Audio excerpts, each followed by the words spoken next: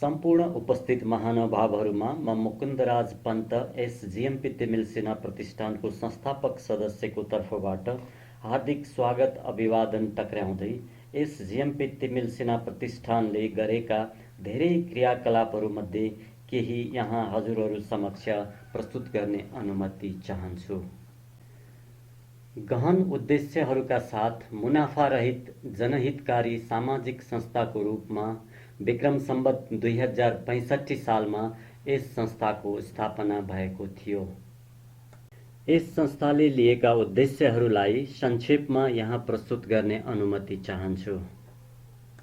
मुलुकको आर्थिक, सामाजिक र साहित्यिक विषयमा गरिएका अध्ययन अनुसन्धानहरूको लागि नियमित रूपमा सम्मान, पुरस्कार, अनुदान तथा फेलोशिप प्रदान गर्ने, नारी साक्षरता एवं स्वास्थ्य प्रवर्धन बारे अनुसन्धानमूलक कार्य गर्ने, युवा उद्यमशीलता तथा स्वयंसेवा विषयक तालिम प्रदान गर्ने, ज्येष्ठ नागरिक सशक्तिकरण कार्यक्रम गर्ने, ज्येष्ठ नागरिक तथा युवा वर्ग बीच समन्वय गरी सेवा भावना जगाउन पहल गर्ने, नेपाली समाजको लोक साहित्य र लोक परम्पराको प्रवर्धनमा सघाउ पुर्याउने, मुलुकको आर्थिक सामाजिक क्षेत्रको सूचना तथा तथ्याङ्क सङ्कलन गरी सर्वसाधारणलाई जानकारी गराउने, आर्थिक, सामाजिक, शैक्षिक क्षेत्रको समसामयिक विषयमा गोष्ठी, कार्यशाला, छलफल गराई जनचेतना जगाउने,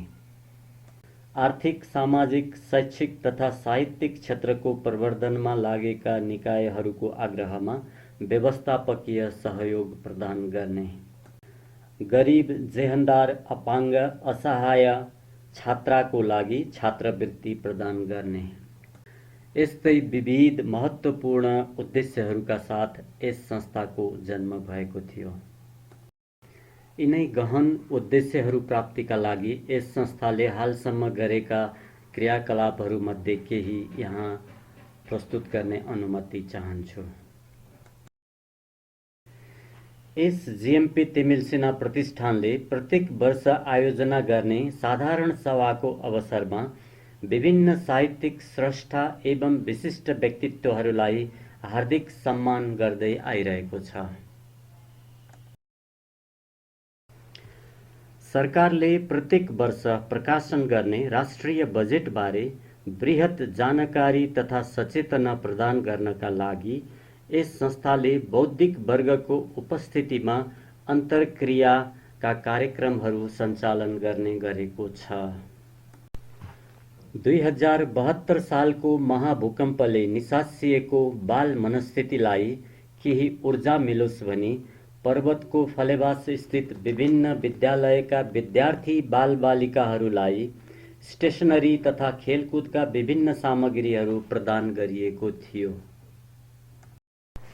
उक्त सहयोग कार्यक्रम जीएमपी तिमिल सेना प्रतिष्ठानको आयोजना तथा अगुवाई एवं अन्य व्यक्तिहरूको ऐक्यबद्धता र सहयोगमा सञ्चालन गरिएको थियो।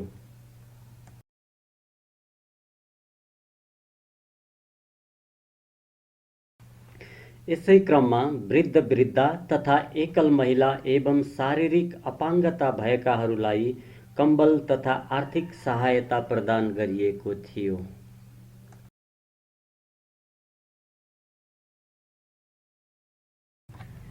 यस संस्थाले रोटरी क्लब दिल्ली बजार, रोटरैक्ट क्लब दिल्ली बजार तथा मैतीदेवी स्थित शास्त्री मार्ग टोलको सहकार्यमा रक्तदान कार्यक्रम सञ्चालन गर्दै आएको छ।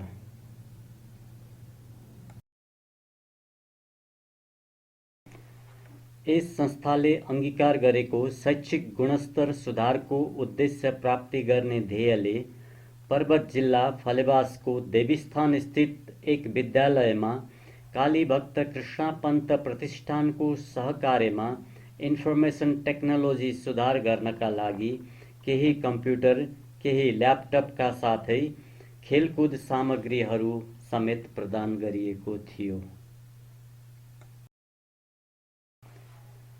काठमाडौँको ज्ञानेश्वर स्थित ज्ञान विकास विद्यालयमा रोटरी क्लब अफ दिल्ली बजार को सहकार्यमा तथा यस संस्थाले मात्र पनि विभिन्न समयमा आर्थिक सहयोग, फर्निचर सहयोग, खानेपानी व्यवस्थापन तथा खेलकुद सामग्री सहयोग गर्दै आइरहेको छ।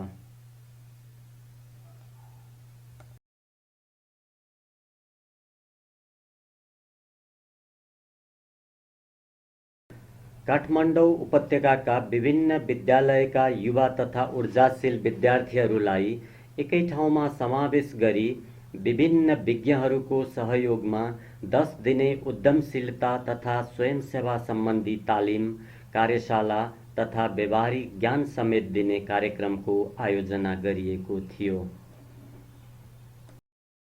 तालिममा उपस्थित विद्यार्थीहरूले उद्यमशीलता सम्बन्धी कार्यशाला तथा प्रस्तुतिकरण समेत गरेका थिए। उद्यमशीलताको व्यवहारिक ज्ञान दिने उद्देश्यले तालिमका सहभागीहरूलाई बाँसबारी स्थित नेपाली कागज कारखानामा समेत अवलोकन गराइएको थियो। सहभागीहरूले गहिरो अभिरुचिपूर्वक यस कारखानाको अवलोकन गरी जानकारी हासिल गरेका थिए। त्यसपछि सोही स्थानमा सामूहिक कार्यशाला समेत आयोजना गरिएको थियो।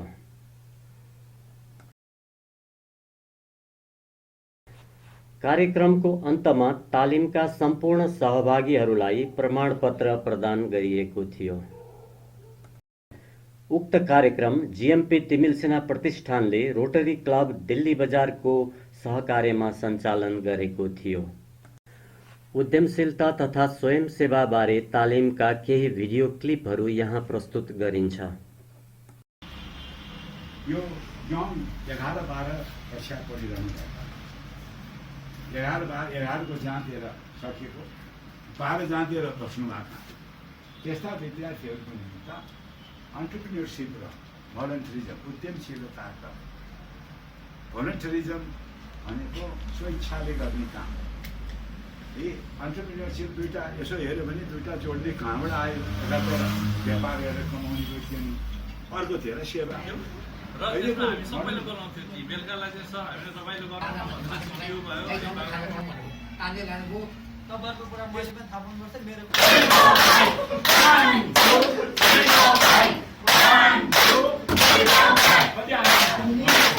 ट्रेडिसनल नेपाली क्लोथ्सलाई प्रायोरिटाइज गरेर त्यसलाई ट्रेनिङमा राखेर उनीहरू नलजाओस्, त्यो नेचुरल प्रोसेस हो भन्ने कुरा उनीहरूलाई बुझाउनको लागि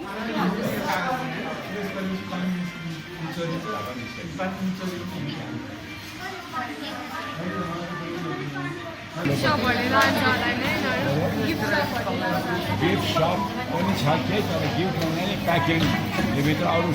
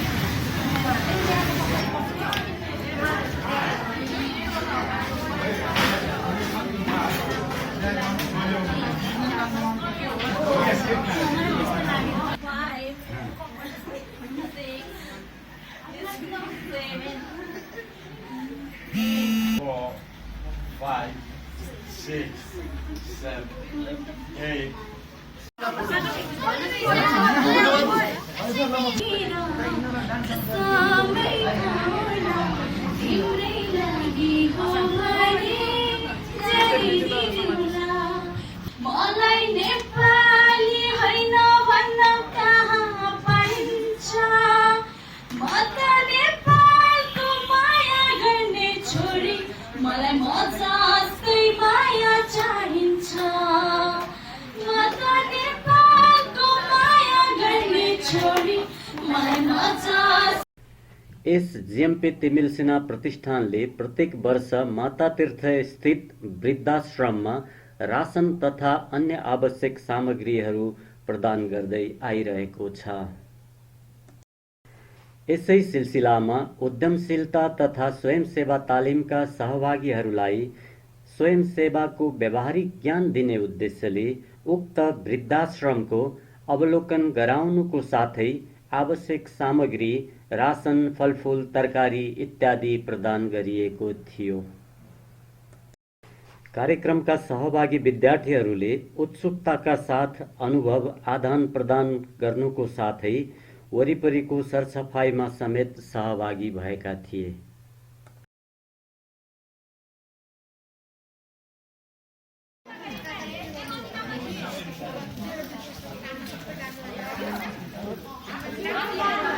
यस जीएमपी तिमिल सेना प्रतिष्ठानले तालिम कार्यक्रमका सम्पूर्ण सहभागीहरूलाई प्रत्येक दिन दिउँसोको खाजा खाने व्यवस्था मिलाएको थियो।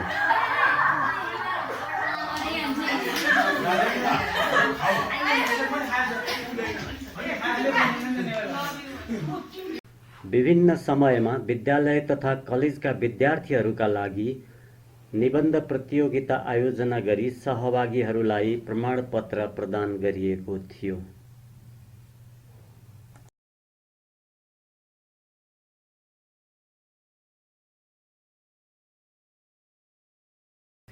यस संस्थाले महिला उद्यमीहरूका लागि विज्ञहरूको सहयोगमा व्यवसायको लेखा राख्ने तथा व्यवस्थापनबारे तालिम प्रदान गरेको थियो।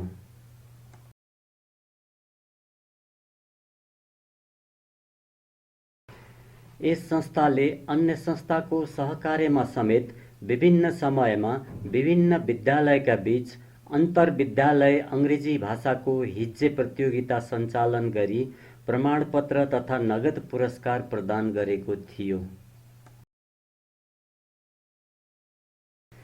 यस संस्थाले विभिन्न दाताहरूबाट समेत सहयोग जुटाई काठमाडौँ दिल्ली बजार स्थित श्री पद्मकन्या विद्यालयमा स्टेशनरी तथा खेलकुद सामग्री एवं अन्य सहयोग प्रदान गर्दै आइरहेको छ।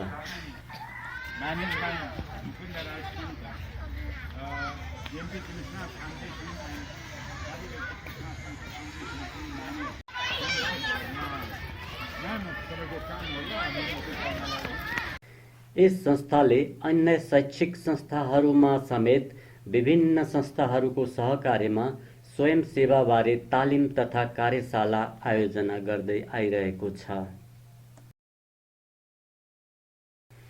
कोभिड-19 को विश्वव्यापी महामारीको समयमा रोटरी क्लब दिल्ली बजारको सहकार्यमा सामुदायिक तथा सरकारी विद्यालयहरूका लागि ज्वरो नाप्ने थर्मल गन वितरण गर्नुको साथै उक्त समयमा बाटोघाटो सरसफाई गर्ने कामदारहरूका लागि खाजाको समेत व्यवस्था गरिएको थियो। यस वृत्तचित्रमा यस संस्थाले गरेका धेरै कार्यक्रमहरूमध्ये केही मात्र समेटिएका छन्। हजुरहरूको समय र धैर्यताको लागि धेरै धेरै धन्यवाद।